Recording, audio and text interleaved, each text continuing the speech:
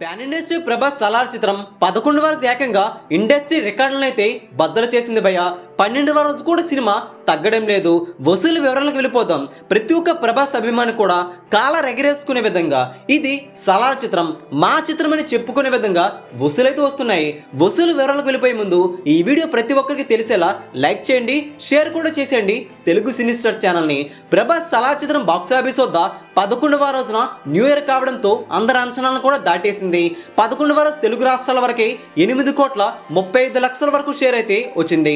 ప్రపంచవ్యాప్తంగా 11వ రోజు బాక్సాఫీస్ వద్ద 17,65,00,000 వరకు షేర్ను 34 కోట్ల వరకు గ్రాస్ను అయితే అందుకోవడం జరిగింది. 11 రోజుల్లో తెలుగు రాష్ట్రాల వరకు బాక్సాఫీస్ వద్ద 146 కోట్ల వరకు షేర్ అయితే వచ్చింది.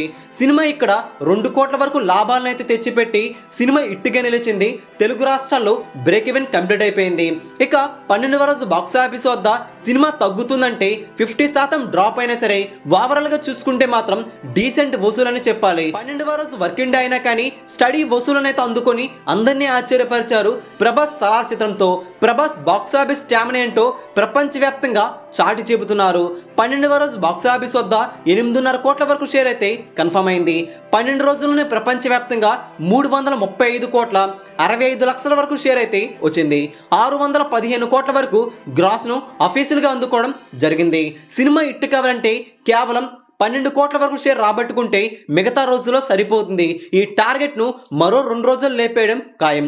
ఓవర్సీస్లో సినిమా 8 కోట్ల వసూలునైతే ఇంకా రాబట్టుకోవాలి. హిందీలో ఇంకా 4 కోట్ల వసూలును అక్కడ రాబట్టుకుంటే సరిపోతుంది.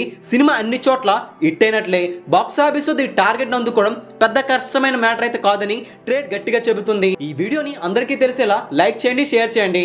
లేటెస్ట్ సలార్ బాక్సాఫీస్ ఇన్ఫర్మేషన్ కోసం మన తెలుగు సినీ స్టార్ ఛానల్ని వెంటనే సబ్స్క్రైబ్ చేసుకోండి.